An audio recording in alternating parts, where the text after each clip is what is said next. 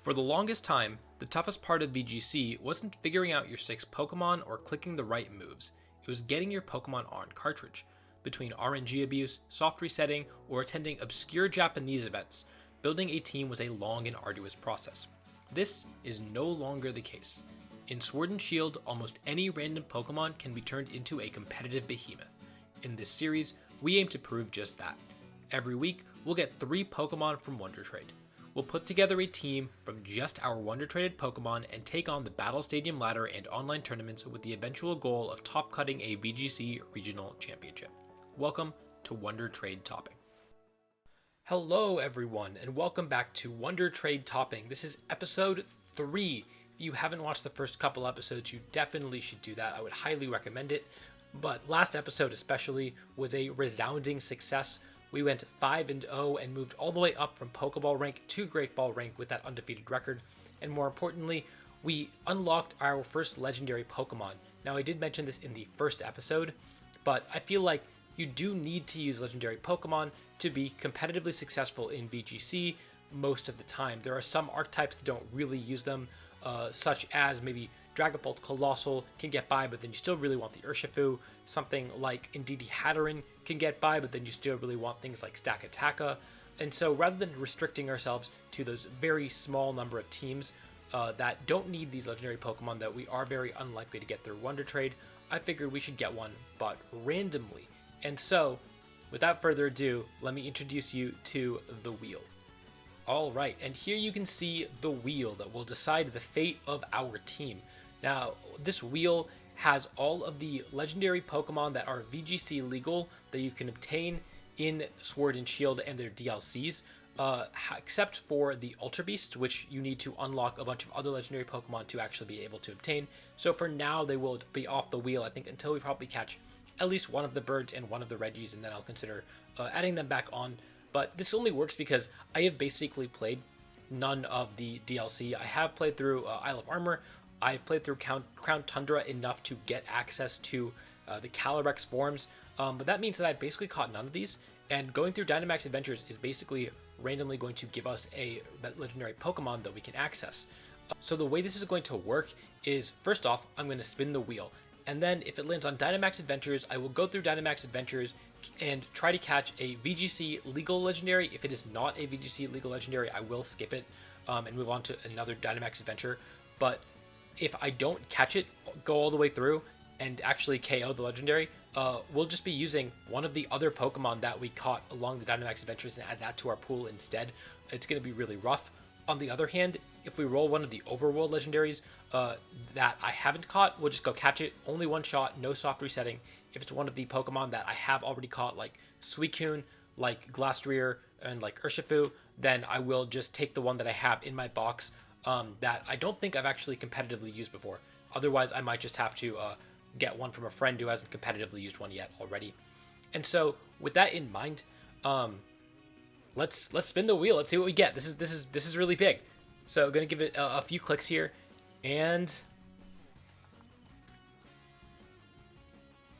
okay. So we got ourselves our Regice. So maybe one of the least used legendary Pokemon in the entire game. Probably fitting for where we are in terms of Great Ball rank. But I'm going to go load up the game and try to figure out exactly where you actually catch a Regice in the game. So here I am trying to catch a Regice, and you can see clearly how little I play in Crown Tundra. Don't really know where I'm going. But I looked over Regice's stats, and that Pokemon is... It is not good. It is just not bringable in any capacity. So to summarize what it does, it has a base 200 special defense, but Ice is one of the worst defensive typings in the game, and also everything that hits it super effectively is usually a physical attacker like Steel, like Rock, and whatnot. It only has 80 HP and 100 defense, so it's not actually that physically bulky.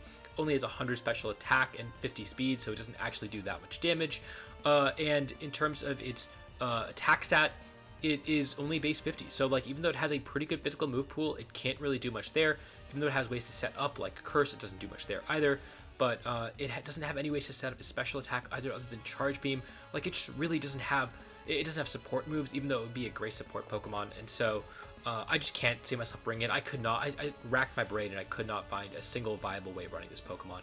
So I think it's just going to rot on the bench for as long as for the rest of the series.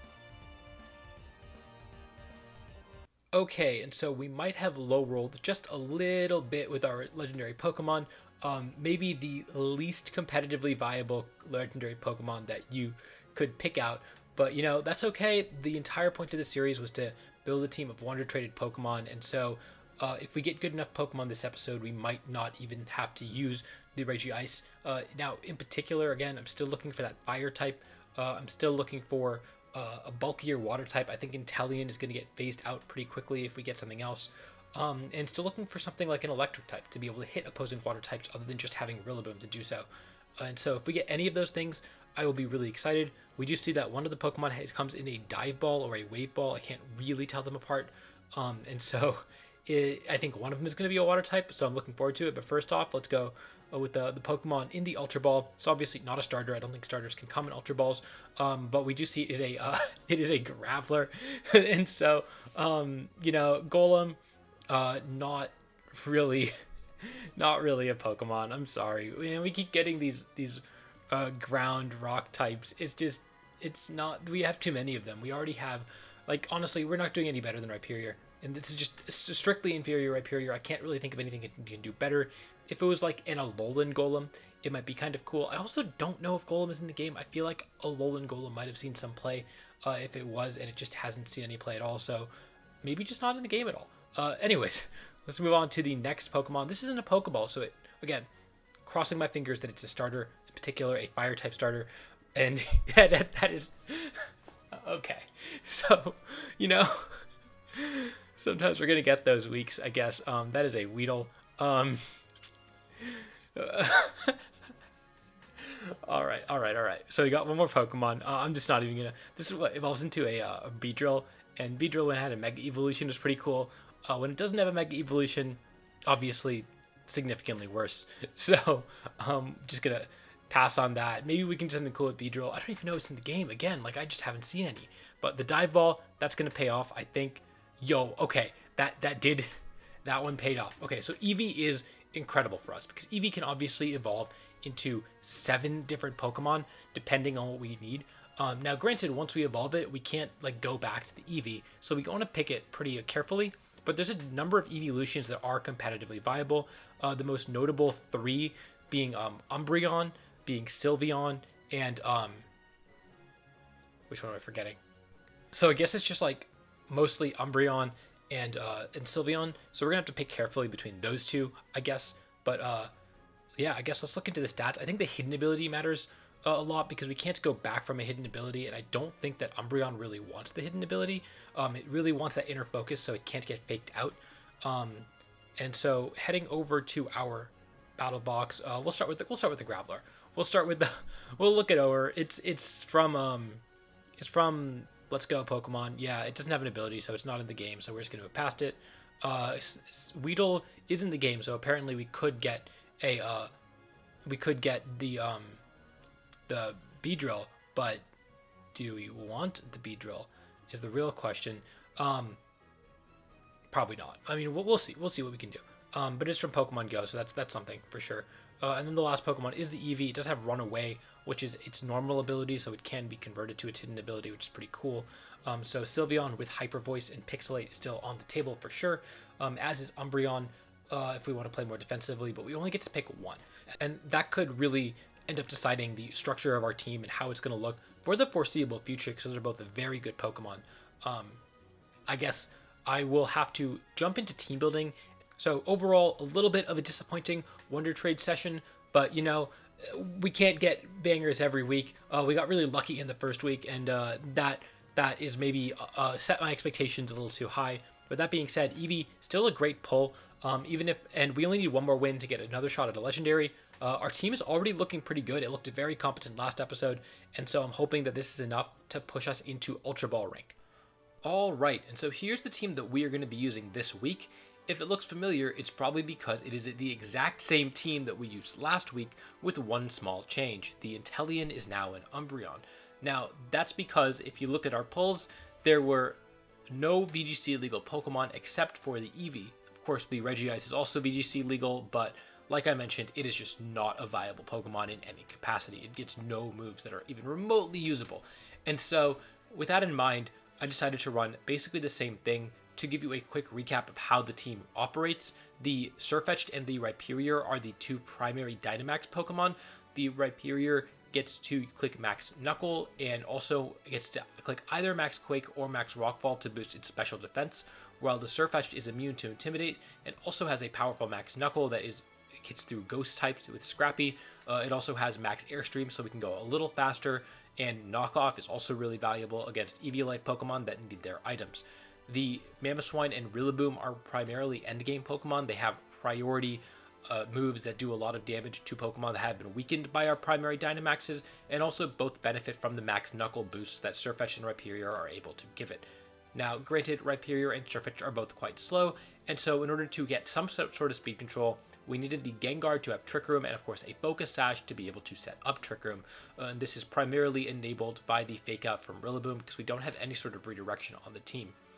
And last but not least, we now have an Umbreon on the team. And the Umbreon is on the team because I thought that we might be able to slow the games down, play it a little more defensively, and try to take advantage of the fact that people might not know how to play against it.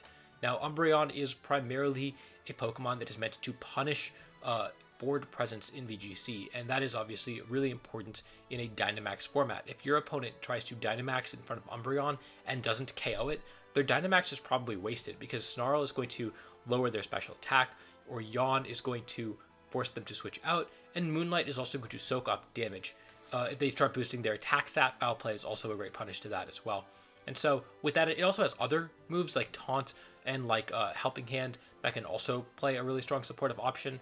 But in particular, these are the moves that I wanted to really try to slow the pace of the game down, abuse the fact that we have grassy terrain, and try to find a way to position Pokemon like Mamoswine, Sirfetch'd, Rillaboom in positions where they can win the game on their own without having to like aggro through every single team, because I didn't think that we really had the tools. Now, Inteleon did have Icy Wind to help try to go faster, but like, were we really going to outpace most teams? Any sort of team with any real speed control was going to be able to outpace us, and so this gives us an option against those teams.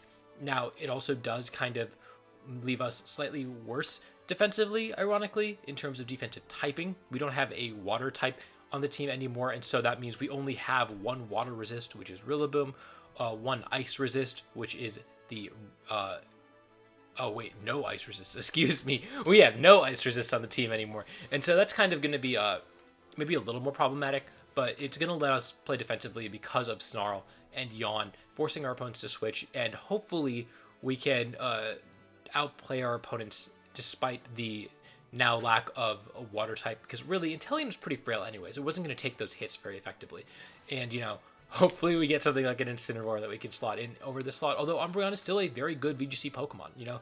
It got all the way to the finals of Players Cup 3, and I have no doubt that it is going to be a mainstay on the team moving forward if we can put together a suitable defensive core. And so with that in mind, I'm really hoping that we can get one more win, of course, to get another legendary Pokemon, get another spin, hopefully get something a little more viable, but also move all the way up to Ultra Ball rank and leave us one step away from the coveted Master Ball rank that is our goal. And so, jumping right into the battles, you might notice that the number of wins and losses that we had has changed. That's because last weekend the ladder reset, and I totally forgot that was going to happen. But in order to not play through Pokeball rank again and keep our progress from the last episode, I decided that I would play through Pokeball rank with another team, a team that I normally use. And I got back to the point where we were at the end of last episode, right at the beginning of Great Ball rank tier 7. And so, jumping right into our first game, we are facing against Chris, who is using a Lapras Comfy Goodra. In fact, this could be a team that you would see in Players Cup 1. It is all these Pokemon were legal in Series 5. And so I decide, and maybe this is a little greedy, but I decide that I'm just going to knock out the Lapras right away. When I was using this team, I thought that was the scariest thing, and powerful fighting types were really scary, and Sirfetch'd is a powerful fighting type.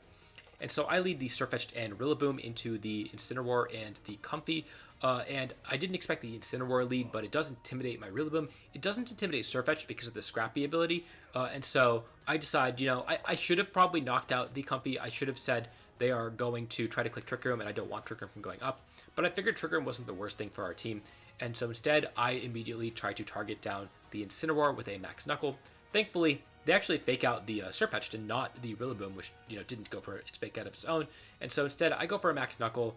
Coming from neutral, it immediately picks up the KO. It doesn't get the critical hit. I'm pretty sure it KOs anyways because this is a really powerful Pokemon with the stab boosted Max Knuckle. And not only that, but I also get the Rillaboom back up to neutral, get Sirfetch'd up to +1 attack, and then I go for a Wood Hammer, hoping that if this Comfy isn't Focus Sash for whatever reason, maybe I knock it out.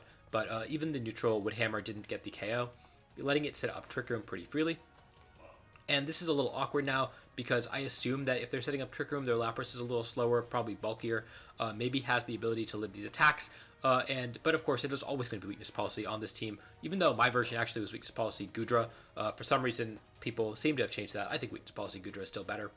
But they do go for the Giga Drain. They do get the immediate weakness policy proc and try to do big damage. And so here, I decide that I am going to get an attack off with Rillaboom because if I go for a Wood Hammer, I might not KO. I might not get it off because the Lapras could just outright KO the Rillaboom before it gets to move. So I might as well get some value off. And also, if I do damage into Lapras, then the Comfy, and I don't KO the Comfy can just heal it off with Floral Healing to some extent. But in fact, they did not target the Rillaboom. They targeted down the Sirfetch'd, and my Sirfetch'd is just bulky enough to live that +2 max resonance, allowing me to get a Max Knuckle off into the Lapras. I wasn't as scared of the weakness policy because I knew that they were going to proc the weakness policy themselves. The Max Knuckle does a lot of damage, about 50%, maybe like 60% damage to the Lapras, and bringing it down to 30-40%. And then they brought in the Amoonguss, and this surprised me a little bit because I figured if they have an Amoonguss, they really should have targeted down the Rillaboom, taken that knockout, so that I would have to take out the Amoonguss before I could target down the Lapras due to Rage Powder. The Rillaboom, of course, ignores Rage Powder, and I was really hoping that the +1 Grassy Glide would take out the KO, and of course it did take the KO, which did just enough. And so from here, I went for a Max Guard because I figured if it didn't take a KO, I would rather have the Amoonguss have to deal with 2 Pokemon rather than just 1 Pokemon. But it didn't matter, thankfully. We did get the knockout, and the Amoonguss, of course, was not beating 4 Pokemon on its own. And so that resolves the first game of the day, giving us a win and moving us on a little higher in Great Ball rank. And we jump into the second game against Sage, also in rank 7. And they have a team that is a rain team. They have 3 water types. And you remember, we did lose our second water resist. And so this is a little spooky. The Ferrothorn is actually the least spooky Pokemon on the team because half the time our Sirfetch'd just crits it and ignores all of the Iron Defense boosts. But the rain is really what's scary because we only have Rillaboom to take water type attacks. So of course I'm bringing Sirfetch'd in the back to deal with the Ferrothorn. I'm really prioritizing the Rillaboom, and then this is also where Umbreon kind of has to put in work. It kind of has to slow down the tempo of the game so that their really powerful rain boosted Pokemon can't KO me. I need to click Snarl a bunch of times, and hopefully at that point I can do enough. Now here, I lead the Umbreon and the Rillaboom. They lead the Rain mode with the Kingdra and Politoed, and they immediately switch out Politoed, which makes sense because, it is a perfect target for Rillaboom. I went back and forth about which Pokemon Rillaboom should target with its Max Overgrowth or G-Max move, but I ended up deciding the Politoed because I didn't want 2 Water-type attacks to come off. I did feel like I had to Max because if Rillaboom went down there, I was in a really, really bad spot. And Rillaboom just couldn't afford to take too much damage. Of course, if they played passively and they switched out their Kingdra or protected their Kingdra or just went for a Hurricane, that might have been really problematic. But thankfully they didn't. And the Max Hurricane did very little into my Rillaboom because it did have the Assault Vest item, and of course it was Dynamaxed. And obviously my Max Grass is not going to do very much to Ferrothorn, but Snarl does weaken the Kingdra a little bit and leave me in a pretty good spot here. Because basically what I said is, I'm going to win the game once Dynamaxes are over, because your rain attackers are a lot less powerful outside of Dynamax. And so Kingdra goes for a Max Guard here, obviously expecting me to click Snarl and Max Overgrowth again.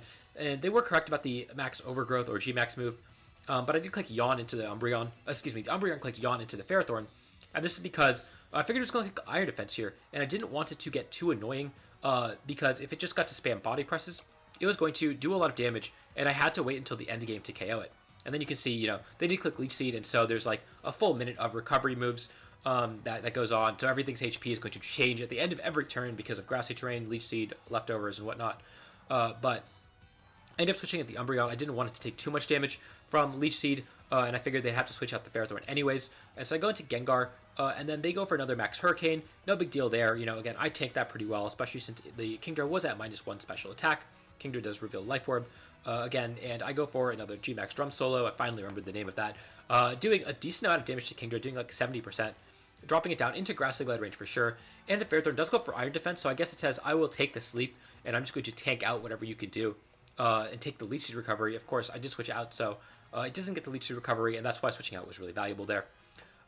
So the Gengar comes in, and so here I figure I want to preserve the Rillaboom because one, the switching out the Kingdra or protecting the Kingdra was really obvious, but also because I needed to be able to reset Grassy Terrain later in the game. I didn't want Grassy Terrain to run out while Rillaboom was on the field, but they actually just went for the Hurricane, not caring if I went for a Grassy Glide, and I went for a Shadow Ball with Gengar, expecting the Scizor switch in potentially. Because into the Grassy Glide that Rillaboom was going to fire off into the Kingdra. And so they did actually reveal the Scizor, so the Shadow Ball was correct, but they did just let the Kingdra go down, which was maybe a mistake. So here, I decide I need to Shadow Ball again. I still have my Focus Sash intact, and Shadow Ball plus Foul Play is going to KO.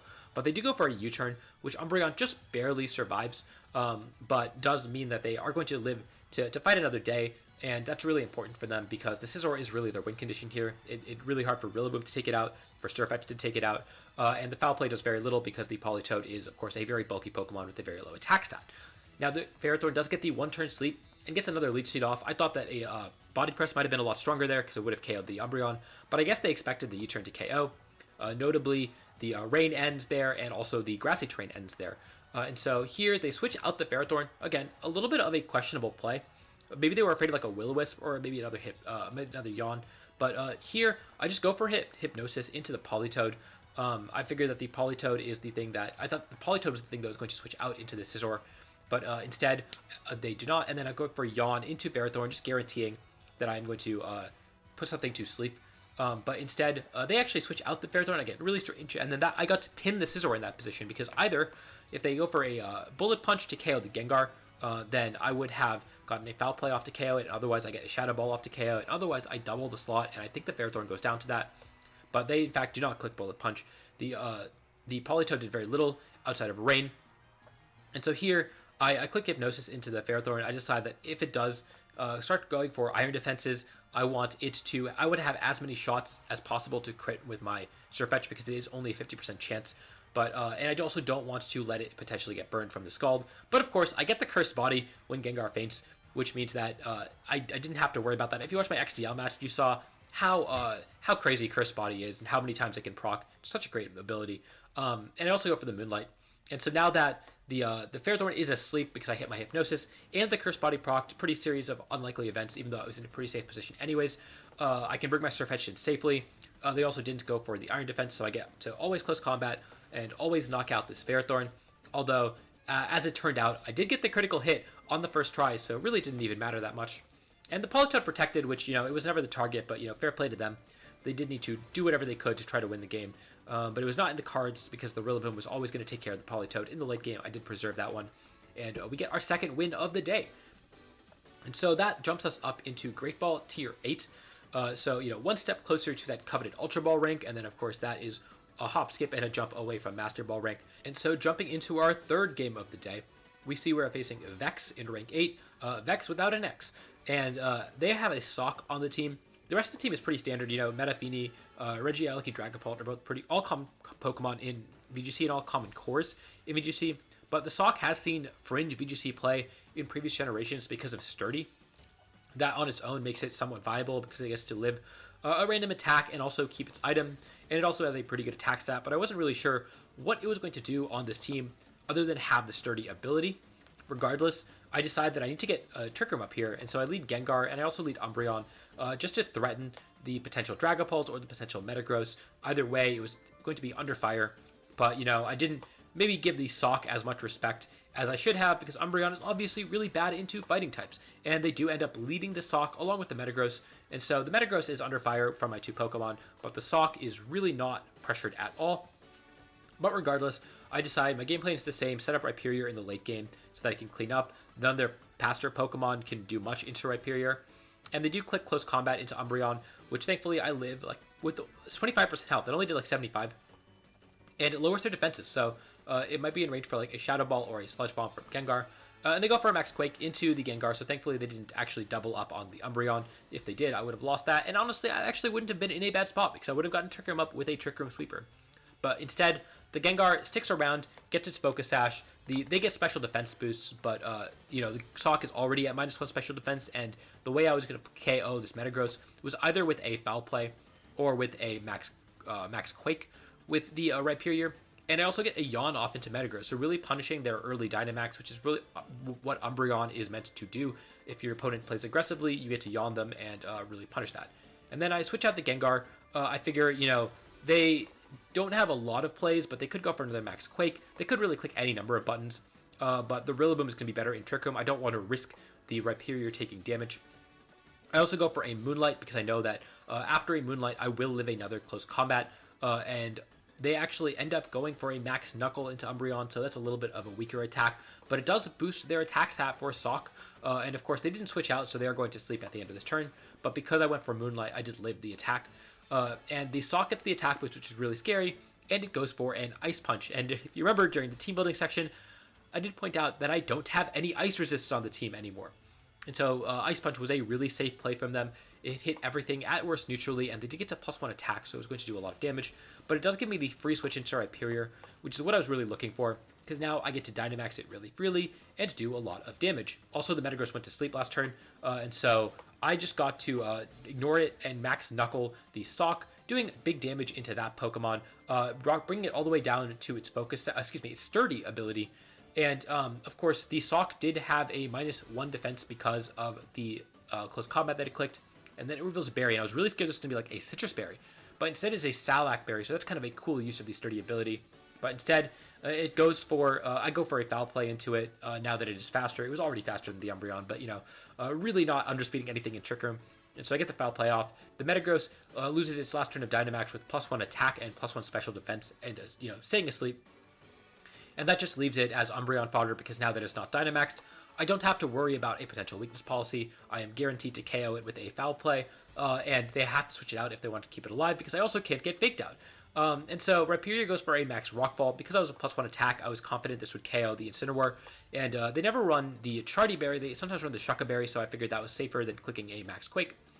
I do set up Sandstorm here, but the Incineroar does go down, and then the Metagross, of course, has no chance of living this Foul Play. They didn't switch it out, so they didn't have any safe switches to the Foul Play, I assume. But from here, the game is pretty much locked up. This Rhyperior is putting in too much work in Trick Room, and they did not have any responses to Trick Room. They bring in their Dragapult, and needless to say, Dragapult is not winning 3v1 in Trick Room, and the game ends there. And so that was another win, 3 wins in a row. So we are actually on a, 10-game win streak now? Something like that.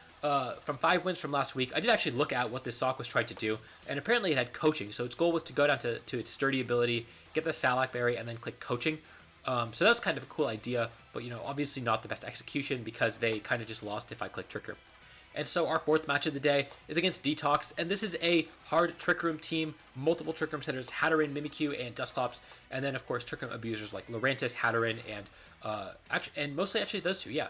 And so I was really scared of the Lurantis. I did not have great responses to it. My normal Trick Room response is to just set up with Rhyperior, but of course Lurantis does a lot into Rhyperior. It has that contrary ability, so it could potentially click Leaf Storm or click Superpower and get attack boost, but that also means it can't Dynamax, because if it starts clicking Max Knuckle, its attack stat actually goes down, I think.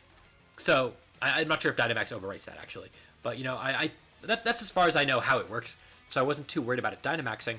But they did lead it, and it does put a lot of pressure on the team, because we don't have that many great switch-ins to Grass-type moves, and I end up leading the Mamoswine and the Umbreon. I decided, I'm going to try to click Snarl a bunch and threaten the Hatterene lead. But, and of course, the Mamoswine is there specifically to target the Lurantis. But the Dusclops also had pressure, not Frisk. Kind of a weird thing.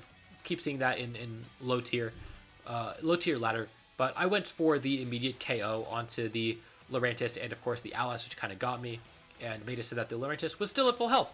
But they went for a Leaf Blade, not a superpower like I expected to boost their attack. Instead, seeing that flashy stab super effective button. But it does proc my Ringo Berry, so I do live it pretty easily. They didn't switch out the Dusclops. A little bit of a strange play. I thought they had a pretty free Trick Room, but maybe they didn't even want Trick Room because of the potential Rhyperior in the back. And here, because I also yawned the Dusclops, so I guess they didn't want to go to sleep. But I didn't think Dusclops needed to stay awake, honestly. I thought if it got Trick Room up, they were in a great spot with that Lurantis. But, they went for a Protect, just trying to guarantee that their Lurantis stuck around for another turn. And I incorrectly doubled the Lurantis, so I didn't really play around the Protect. And so that's not a great spot, because now the Indeedee can redirect attacks, and the Lurantis can kind of go off. I ended up switching out the Mamoswine. I figured if they clicked a Grass move once, they will probably click it again. And also I get to overwrite terrain.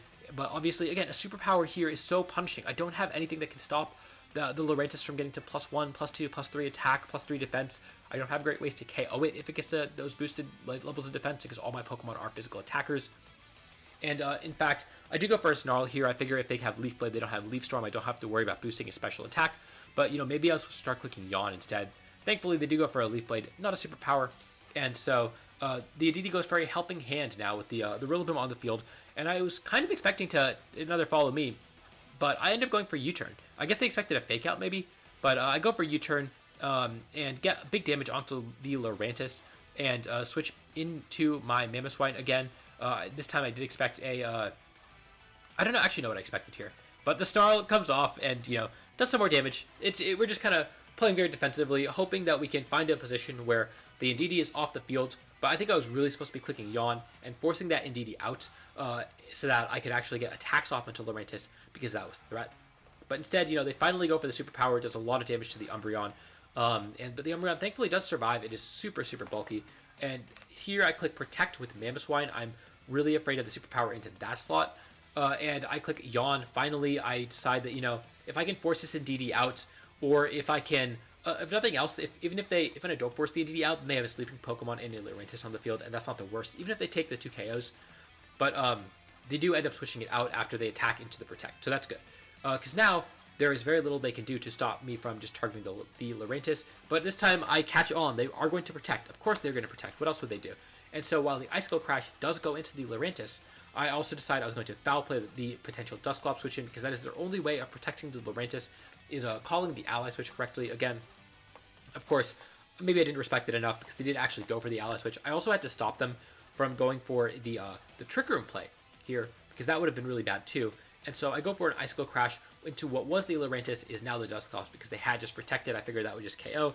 But I also go for a Yawn into the other slot to cover for a potential Ally Switch. And they go for a Leech Life, which I think I saw last turn because they attacked into a Protect with Leech Life, which is a really surprising move. I guess it is a stab boosted Leech Life, but it gets Recovery, and the Recovery is really not good. I just expected superpowers to come off. But now I actually just, again, going to really struggle to actually KO this Lurantis. It's at +1 defense. It's at 75% health. Don't have great ways, even though I do have 2 ways to hit it super effectively on the field right now. And so again, Grassy Terrain gets reset. I go for a Fake Out here. I figure that I can Fake Out and Icicle Crash and always deny Trick Room and also stop an attack from coming off. But they go for an Ally Switch, so maybe they don't even have Trick Room on this Dusclops. They do have 2 other Trick Room setters, but that just gets really heavily punished because I did Icicle Crash the Dusclops slot, which is now the Lurantis slot, bringing it down, just barely missing the knockout, but that's okay, because now it's at like no HP. And so here I decide I have really safe plays. I just get to Icicle Crash into the Dusclops, take that knockout there. Of course, even if they Ally Switch, that was getting knocked out anyways. And then I got to U-turn into the Lurantis and take a knockout as well, getting in my... Oh yeah, also it goes to sleep, right, because of Yawn. So I went to bed, so I guess it really wasn't a threat at all anymore. Forcing them to switch it out, right, and they didn't switch it out. Get Rhyperior back in because I figured that they have Indeedee in the back for sure, probably a Hatterene in the back. I don't think anything else really made sense. Like if they had Mimikyu, that'd be a little strange. And so, of course, they do reveal Indeedee Hatterene. Rhyperior is on the team to beat these hard Trick Room teams that normally have Indeedee Hatterene Torkoal instead of Indeedee Hatterene Lurantis. But they set up their Psychic Surge, and I decide I don't need to switch Rillaboom in. I just need to get my attacks off. Obviously, they're clicking Follow Me Trick Room here, and I double up into the Indeedee. I mean, I doubled up into the Hatterene, but now I double up into the Indeedee because of the Follow Me. With the Icicle Crash doing a lot of damage, not quite picking up the knockout. Obviously, no surprise there. I didn't really think it would take the knockout. If it did, all the better, but I just needed the Max Quake to get the special defense boost anyways. And if it got into the Hatterene, the game would have been over, but that's fine. The Hatterene is going to have to 1v4 me. But if there's any Pokemon that can 1v4 a team, it is a Hatterene in Trick Room, and of course they do set up Trick Room, why wouldn't they? It is a Hatterene in Trick Room, even though I have special defense boosts, even though I have the ability to turn off terrain. Gmax Smite is a heck of a move. It can turn games around on its own. And so, of course, they Dynamax the Hatterene, and they need to get these Smite boosts. I didn't switch in the Rillaboom again, because I knew they had to go for a Smite to have a chance at winning the game. So I wasn't too worried. I would switch it in when they had to go for a Max Psychic. And so they do go for the Gmax Smite. They get Double Confusion, as they always do, but they do very, very little damage here. And so I just need to get an attack off. I need to get 2 attacks off. Any 2 attacks will win the game from here. And both Pokemon are confused. Can we do it? Rhyperior does it. It gets the Max Quake off. And so here, the Hatterene is down to basically like 40% health, give or take. Maybe that's like 30% health. Again, range for any attack. Pretty much range for Rillaboom, I think. So I think the game is actually over, just because at some point I get to let them take KOs and the Rillaboom will come in and clean up the game no matter what they do. But, you know, the Mamoswine says, nah, I'm doing it myself, clicking high horsepower, taking that final knockout, and bringing us to a 4-0 record on the day. So here we are. We are overall all the way up to 13-1 for the season. And that means that not only do we get another legendary Pokemon next episode, but we are 2 wins away from a 3rd legendary Pokemon in the episode afterwards, and of course 1 more chance to bring us 1 win away and potentially bring us to Ultra Ball rank. I hope. And so we see another team with a Kingdra on it, although this team is not seemingly a rain team. Maybe they have Rain Dance on Tornadus, but really I'm scared of the Metagross mode. That is the scary mode for me. It has Bulldoze Entei, Brutal Swing Tornadus, and a Metagross that can Dynamax. And so I decide that I just set up Trick Room. They don't have great ways to respond to Trick Room other than their Rillaboom.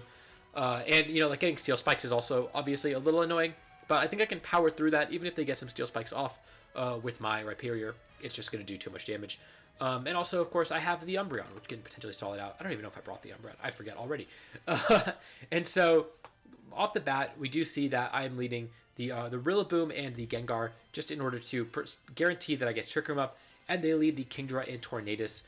So maybe they had Rain Dance, or maybe not. I don't know. But, you know, no matter what, they don't have a way to deny Trick Room because I have a Focus Sash, because I can always fake out the Tornadus to deny a potential taunt coming out. Not that someone would necessarily even expect the Trick Room coming out from the Gengar in this situation, but they do go ahead and immediately max the Kingdra. Just, you know, immediate offensive pressure, but without Rain Up, this thing is not doing that much damage. And so the Fake Out does come out into the Tornadus, gets guarantees, breaks a potential Sash, but also guarantees that I can Trick Room up. And they go for a max Airstream, which we saw last game or 2 games ago, how much damage that does to Rillaboom. Obviously does twice that damage because I am not Dynamaxed, but that's not really a big deal. The Rillaboom just had to help me get Fake Out off. This isn't our rain team. This is just a team with a Kingdra on it. And so as long as I got Trick Room off, I was in a fine spot because Rhyperior is able to do a lot. And also the Airstream means that now their Pokemon are really fast. So the Gengar is actually the 2nd slowest thing on the field. Here I want the free switch in, so I go for a Wood Hammer, hoping that I take my self knockout with a recoil damage, but instead I do just barely live it. I go for a Sludge Bomb as well, because the Kingdra is the only thing that can really KO this Rhyperior, but they do survive that. They get poisoned, which is a little convenient, but realistically I think that they were not going to have enough health to meaningfully live attacks anyways. They go for their Max Geyser now, but my Gengar does hold on with the Focus Sash. Of course, they definitely saw that one coming, because they make a really smart play here. They go for a Brutal Swing and take 2 knockouts. And I say smart, I mean like clever. Obviously, taking 2 knockouts is cool, but I have Trick Room abusers in the back, and they really needed to stall out Trick Room rather than giving me free switch-ins to Pokemon that really want to abuse Trick Room, like Sirfetch'd and like Rhyperior. And so here, I actually think for a while about which Pokemon is better to Dynamax, and in hindsight, the correct play was Max Knuckle Kingdra to take the KO and then knock off Tornadus, which will always take the knockout there. But instead, I just make the pretty linear play, click the super effective button, and click Max Rockfall to turn off Rain, give my Rhyperior a special defense boost, but KO the Tornadus guaranteed. If it was Chardy Berry, for example, I would have played around that by clicking Max Knuckle and Knock Off. But, you know, this worked out anyways. Who really wants Chardy Berry on Tornadus, you know? And so I take the KO on Tornadus. Of course, the Kingdra is at like 3 HP. It is not living an attack from the Sirfetch'd. The Sirfetch'd does go for Knock Off. Getting rid of its Life Orb, of course, but also just taking the knockout. We get the critical hit, you know? This Sirfetch'd has crit basically all of its attacks today, so, you know, it has put in work as well, even though I don't think we've needed a single crit this entire time. Their last 2 Pokemon are the Tapu Koko and the Entei, so nothing that can even remotely contest this stripe here, and they know that, and they forfeit, leaving us with another 5-0 record. So that is our second straight 5-0 week, and we also level up into Great Ball 9. Apparently there's an additional tier in Great Ball, so, but 5 up, 5 down, that's just the way it goes. How about that? Another week, another 5-0 record. This team is insane. It's already getting so good. That doesn't actually surprise me too much. Last week felt really clean, and it really gave me the tools to be able to outplay opponents. I didn't think I needed that much more. Now, this might not be the most competitive team. I do think that we benefited from our opponents not fully punishing us for our plays, not really switching out into the threatening Pokemon. But that being said, a win is a win. Can't complain. We are so much closer to Master Ball rank. Now, I also think that Umbreon might have been a mistake. It left us with very weak defensive options. All things considered, it kind of doesn't switch into things very effectively. It needs to stay on the field. And we didn't actually get to set up Trick Room very easily. We didn't get to set up any other Pokemon with that. It kind of does its own thing. It actually did work out pretty well in a couple of the matches, but other times I thought Inteleon might just do a better job, and so we'll have to reassess going into next week whether this is the best Pokemon for the slot, or maybe there's another way to play it. Like if Regice can set up something, Umbreon is the perfect Pokemon to try to get it to set up. Or maybe we just get another good Pokemon that really allows us to play defensively, because right now we don't have the defensive tools, the switch-ins, to fully take advantage of what Umbreon is bringing to the table. But that being said, thank you all for watching. Another 5-0 record. I'm really in shock. This is incredible. And so as per usual, make sure to like, make sure to subscribe, and until next time, I'll see you all later.